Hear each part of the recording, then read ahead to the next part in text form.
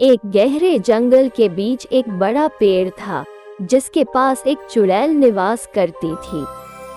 उसकी बिल्ली भी उसके साथ रहती थी, लेकिन ये बिल्ली खतरनाक और नास्तिक थी। जंगल के लोग उनकी वारदातों के बारे में सुनते थे, लेकिन कोई भी उनके पास नहीं जाता था। उन्होंने अपनी चालाकी और भयंकरता से जंगल में डर और खौफ फैला रखा था। एक दिन एक युवक जंगल में खो गया। उसने अपने आप को बिल्ली के पास पहुंचते देखा।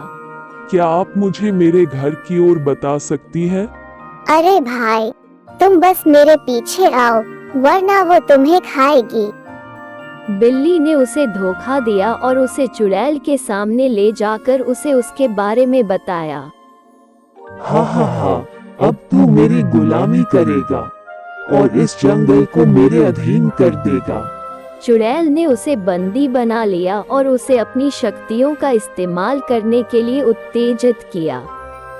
बिल्ली, हाँ हाँ हाँ, अब हम जंगल के राजा हैं, कोई हमें रोक नहीं सकता।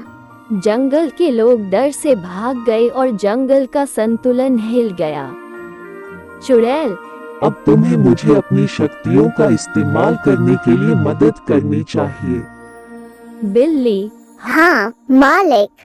लेकिन एक दिन बिल्ली ने चुड़ैल के विश्वास को धोखा देकर उसे धर्म से भ्रष्ट करने का योजना बनाया।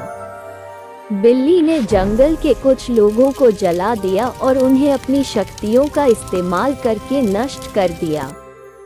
जंगल के लोगों को बिल्ली की धोखाधड़ी का पता चला और उन्होंने चुड़ैल को बिल्ली के बारे में बता दिया।